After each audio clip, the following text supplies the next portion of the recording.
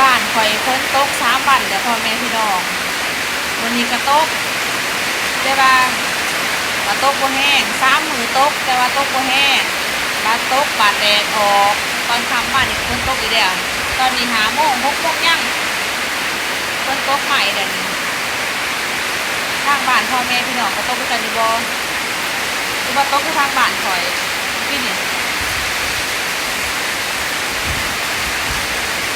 ใครจะว่าเพิ่นตกออกงามๆตกบ่ลงบ่เป็นหยังเพิ่นค่อยๆตกงามๆตกมาแบบนี้ก็มีแฮงแน่นอนพ่อแม่พี่น้องเนาะเพราะว่ามันบ่ตกเป็นลมเป็นแดดมาค่อยๆตกให้ลูกให้หลานชุ่มเย็นเพราะว่ายามนี้เป็นยามฤดูฝนเพิ่นก็ต้องตก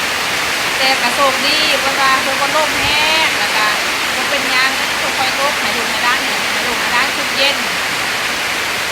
บ้านพ่อแม่พี่น้องก็ตกบ่ว่าตกไปบ้านข่อยดีวันอาทิตย์ก็ตกอีกตอนแรกนี่ตอนเช้าก็งามๆก็บ่ตกตอนเช้าแต่ว่าครึ้มๆมันตกตอนแรกนี้ตอนแรกแห้งไอ้นี่แห้งแหละเรื่องคูฟ้องฟังแต่ชุ่มเย็นแล้วฝนตกมาแบบนี้คนเฮาก็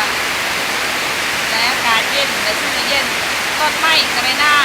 ำชุ่มก็เย็นเรื่องคูฟ้องฟังการยกสีงามเป็นตกมาแบบดีใจเป็นเบอร์ตกเป็นตกเป็นแดงมากเป็นคอยตกบ้านพ่ออีแม่ก็ตกกันบ่ตกบ่ที่ว่าตกในบ้านคอย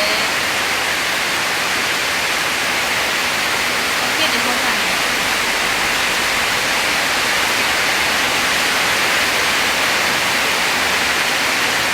ใครจะว่ามันก็ล่มเนาะพ่อแม่พี่น้องเนาะมันก็ล่มมันตกงามตกแบบนี้ก็เย็นดีอากาศดีก็นอนรับดีหันใจก็สะดวกหันใจก็สบายเพราะว่าแหละอากาศสดแต่อากาศสดอากาศมันบ่ร้อนอากาศมันบ่เอาอากาศเย็นๆเพราะว่าเย็นเย็นสายฝนเย็นทั้งฝนตกมาอากาศก็เย็นเข้ากับหันใจสะดวกสบายกับที่จะว่าหันใจแบบนี้ที่จะว่าสุขภาพก็ดี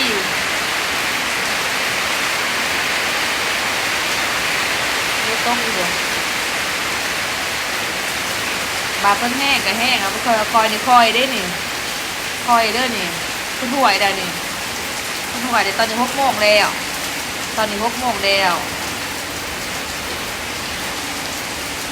เห็นบ่ห่วยแล้วเพิ่นตกซ้ำมีแล้วตกบาทนึงแล้วก็ห่วยแล้วก็เศร้ามันโดนก็ตกมาอีกเพิ่นบ่ตกดินก็ยังโชคดีอยู่มื้อบ้านนี่ก็ตกแต่บ่ดินหันตกเลยแต่บ่ดินมื้อก่อนก็ตกแต่บ่แห้งแล้วก็บ่ดินตกแล้วก็เศร้าโดนตกอีกแล้วก็เศร้าแบบนี้ก็ไข่แน่คันตกแบบนี้เนาะเฮาอีพ่ออีแม่